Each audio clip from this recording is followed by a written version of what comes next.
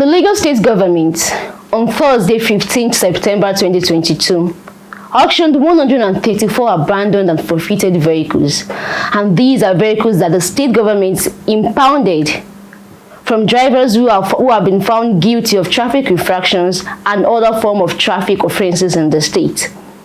It was really an emotional sight to see owners of vehicles break down as a result of them not being able to reclaim their vehicles.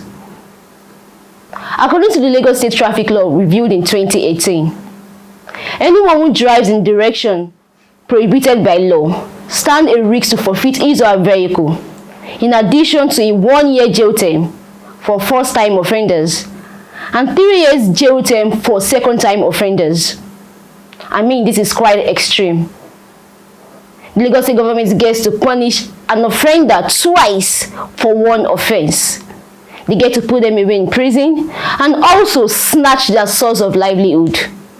What do you expect those who depend on these people to fall back on when the source of livelihood has been snatched? Where do you expect these offenders to pick their lives from after serving jail term? I think the government needs to look into this. I am not here to pick sides with traffic offenders, but we cannot ignore the fact that things are really difficult in the country presently. The economy is not doing well. People could hardly feed themselves, and the impact of this punishment on the lives of the affected people cannot be overlooked. I am not saying that people should continue to disobey traffic laws and promote disorderliness in the state, as we all know the impact of these on other road users. But we cannot ignore the impact of this punishment.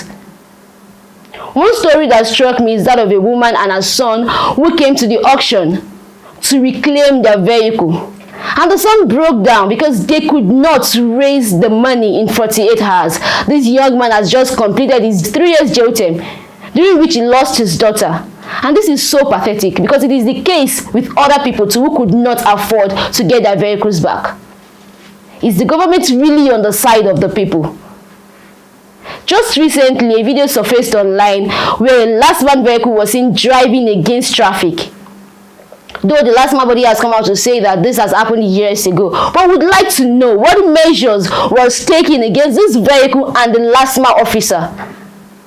Was the vehicle impounded?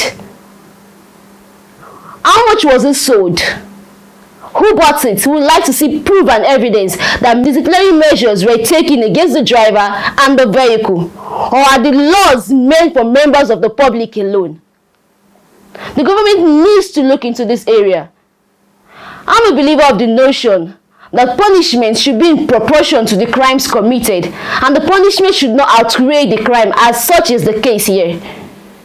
It is my 2 cents that this law is reviewed. Things are hard in the country, and the government that has the interest of its people at heart will look for ways to alleviate the pains of the people and not to add to it. My name is Monisola Abosede, and this is my 2 cents.